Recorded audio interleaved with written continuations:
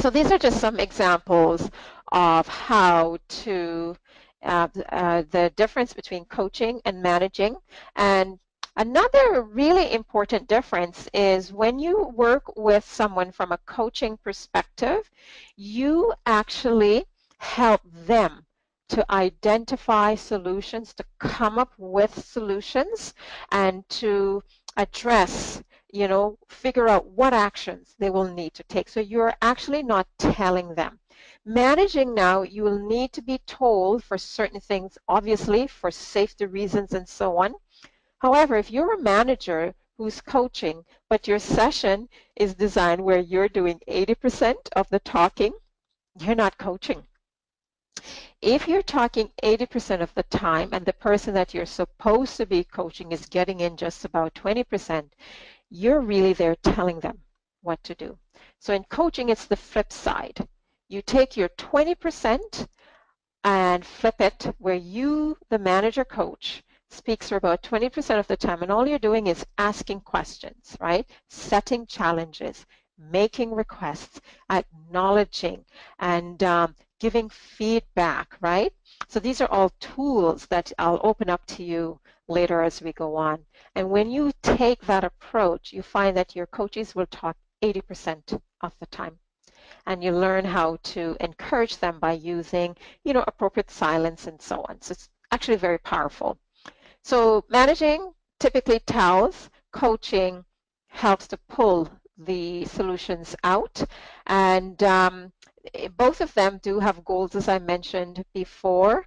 And the managing now is somewhat built more on ensuring that the job expectations are clear and being followed. And I said earlier, that's very important. Coaching builds on that, right? So it doesn't just have the person do the things almost robotically, but they're doing it with meaning and with purpose.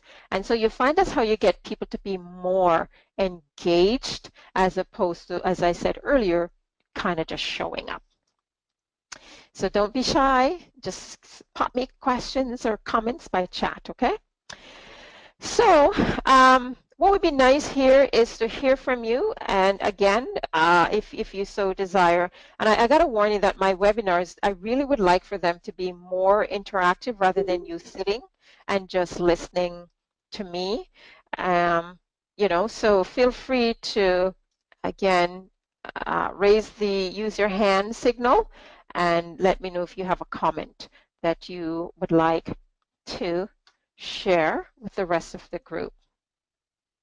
So let's do a little bit of review here. So far we talked about, how to build really healthy work relationships. And of course, it transfers over into the personal by knowing how to be fully present. And I shared with you 7 tips on how to create that coaching environment and building it up through presence. And if you follow through with those 7 tips, you'll find that it will make for more engaging and more interesting interaction with your coachees. I also shared with you how to assess readiness. You did a little test on that, and then talked about, there are 5 steps that I showed you how to check people's assumption, how to create their awareness, how to get them to share what they believe to be true and what sort of next step that they would take. So what I'd like to do now is to find out if I have, and I know this is the first session, we're seeing each other just for the first time, but if anyone's willing to volunteer to work as a coachee, and you can just, again, use a hand raise signal. If not, what I'll do is spend the next few minutes talking about how to go into a little bit more detail around creating that coaching environment, building more on what we've just talked about. So let me know if I have a volunteer ready. So how to coach. So how do we assess readiness for coaching, and how do we build presence. So those are the two things that I will share with you. And I'm going to send you two links. One is to this recording, but there's another one to a very short blog that I'd love for you to read and give me your comments on it. So this is kind of part of your homework, and I'll remind you about that later on before we close. So these are just the summary of what I just went through, how to use the 7 tips to be fully present, difference between coaching and managing. Okay, so hold on, we're not quite here yet. So what I want to do with you next is, as I said, look into how to use the readiness, and I'm going to introduce you to the I.D.A.R.E framework, and I believe that might be about week 3 or 4. And in it, one of the first steps in the I.D.A.R.E framework is about assessing readiness. So when you get there, this is going to be quite familiar to you when we get to the I.D.A.R.E coaching model. So one of the first things to do, as I said before, is use questions, right? Next week we're looking at questions, and you'll see why I'm stressing the importance of questions. So the first thing that you want to do is check for assumptions and create awareness.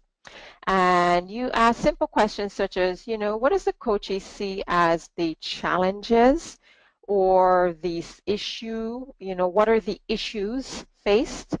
What is the situation at hand? And as a manager who uses this coaching approach, when you do it consistently, your employees will get used to the fact that, oh, Phyllis is always going to be asking me, so what do I see as the situation? And you know what a lot of my managers have told me over the years? Eventually, after a little while, their employees don't just come to them and tell them about what's wrong. They actually come to them and say, okay, this is what's not going well, but here's what I think is the problem, and here's what I think we could do to fix it. And if you're bombarded with putting those fires out, as I talked about before, dealing with all sorts of interpersonal, conflict and so on with your employees, when you start assessing their readiness for change and, to be coached, and you say to them, so what do you see as a situation or the issue or the challenge? And you ask them, so what sort of solutions do you see us using to fix this? They're going to come to you with that. So back in the spring of this year, we ran this course, and one of the directors in the session shared a real neat story. She said their center was inundated with all sorts of issues coming from their employees, complaining about you name it, whatever it is they're complaining. And so they felt like they were spending a good portion of their time putting these fires out. And one of I think he was the assistant director, said to the director, so what do you think about us putting a sign on the door that says, complaints welcome, or complaints welcome, solutions first, or something like that. So let me rephrase it. They said, if you're coming with a complaint, come with a solution also. They said for weeks, not a single complaint reached their door, because now people are asked to be part of the solution rather than just looking to you to solve it. And I should back up here, because there are many managers and supervisors or team leaders who you get a sense of, I guess, accomplishment when you fix people's problem. And I want to tell you that though it might make you feel good initially, you're going to continue doing that for as long as you're working with them, because you're teaching them not to think for themselves. You're teaching them that they just show up for X number of hours, do the duties and responsibilities that's been outlined for them, and any problems or solution or that's there, you're the solver. You come up with the solution, not them.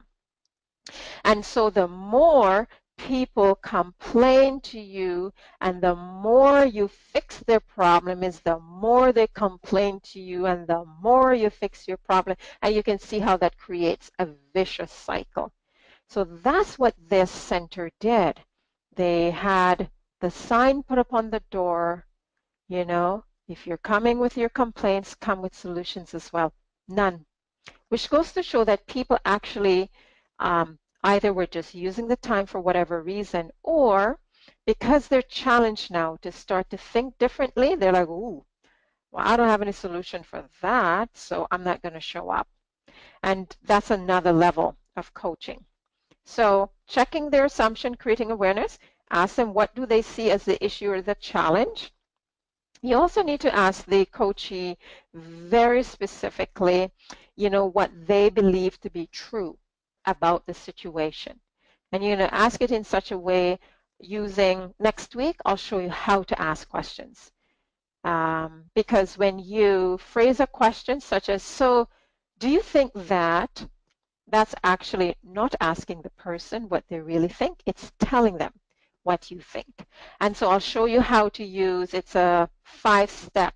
It's a 5 different steps. It's an acronym, and you learn how to ask questions to do certain things in certain situations, and we'll do that next week.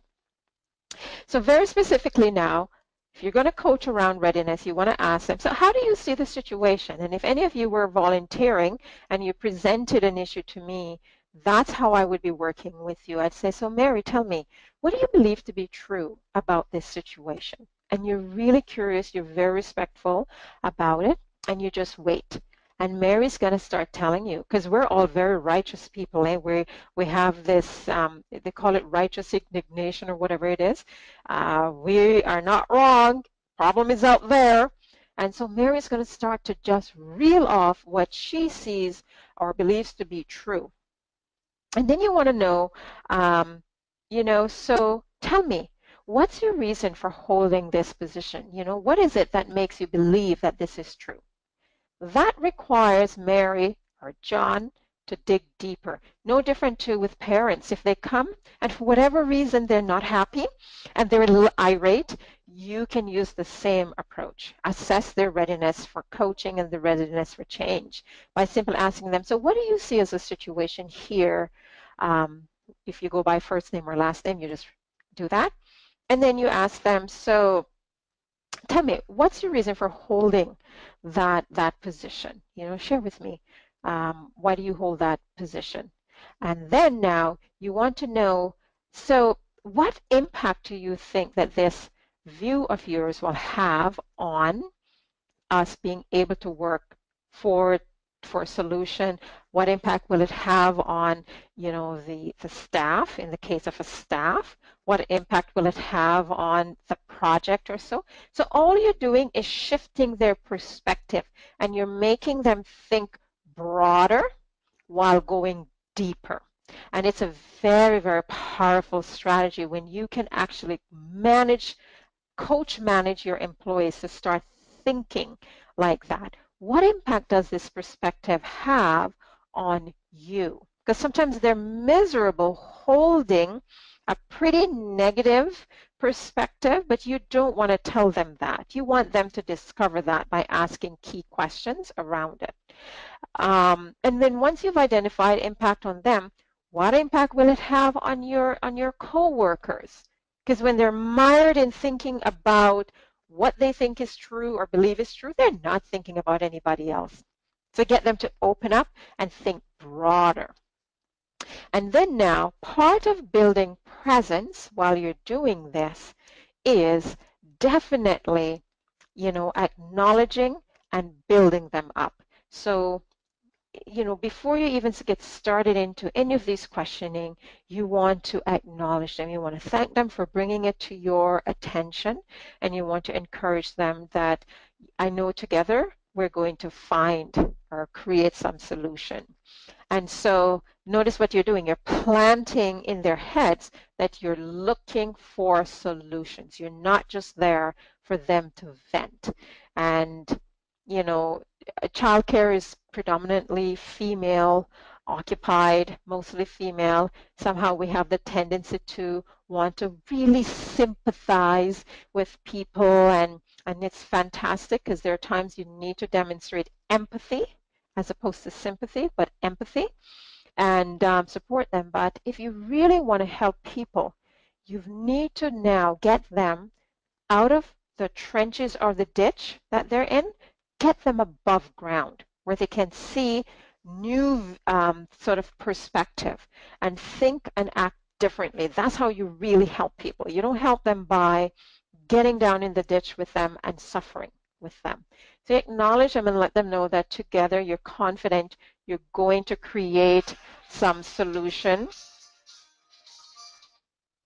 and that, you know, you're going to again follow those 7 tips that you've worked with, creating presence. So all those 7 tips will come.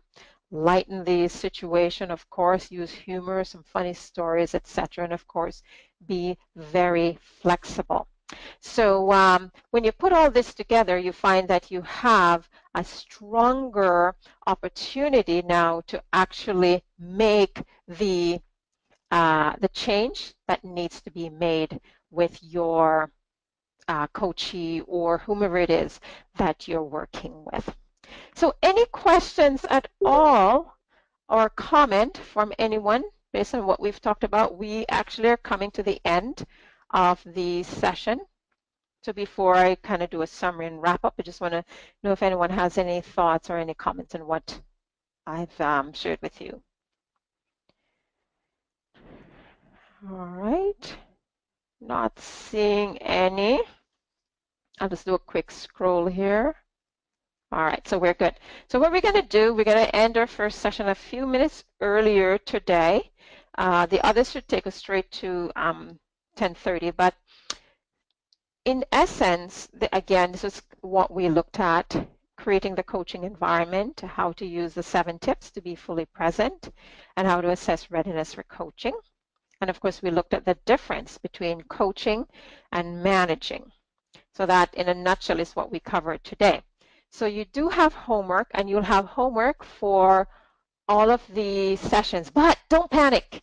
It's not homework that requires you to do any major thing at all. As I said, you're just going to be asked to put a couple comments or 2 on the blog, and I'll send you the link. So don't even bother about it until you receive the link to the blog. You just want to read it and just post your comments on it. So it says, what are you taking away from today's session? And then the other question is, because of today's session, what will you be doing differently at work or at home? And that you're to post your comments on the blog for this week's session. So it will be entitled Creating the Coaching Environment, the blog, and you'll get a link that you can put your comments. And you don't need to write a book. Remember, just keep it short and sweet. And so for next session, we, as I said, are going to be looking at using questions as a tool. And I'll walk you through the 5 different types of questions to ask and how to ask those questions. And finally, there's an evaluation that will come once I close this session. So if you could take a few minutes, I think there's 4 questions, so it's not that many. And I'd like to do that for each of the sessions, and you just kind of tell me what worked or what didn't work kind of thing, but you just check your responses. And so I think that's it. Again, love to hear from you. Feel free to call me after or send me an email if you have any comments at all about our first session today.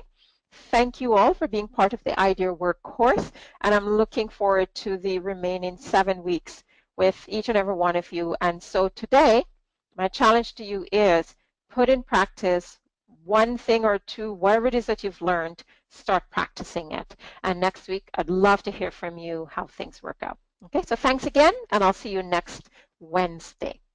Have a great day, everyone.